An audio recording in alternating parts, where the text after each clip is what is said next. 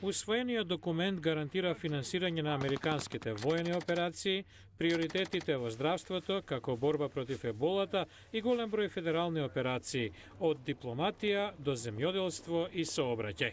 Минатата година партиската буџетска битка резултираше со 16-дневно затворање на владата.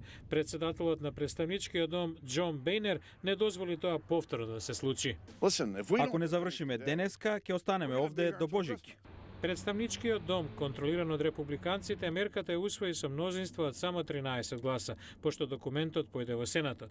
Некои демократи таму се жалеа за одредбата со која што се дава поголема слобода на големите банки, како Citigroup.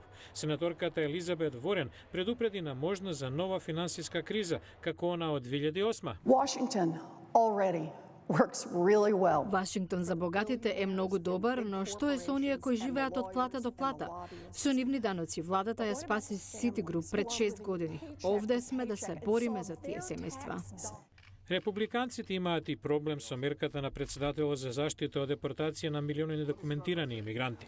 За да го усвоја документот, тие побара агенцијата, одговорна за имиграционите прашања, да биде финансирана само до февруари. Тогаш Конгресот ќе биде под републиканска контрола и се претпоставува дека на тамошното финансирање ќе биде условено со укинување на извршната наредба на председателот.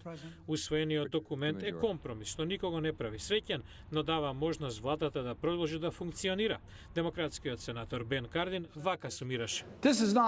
Не е лесно. Имаме остро спротивставени гледишта во овој Конгрес.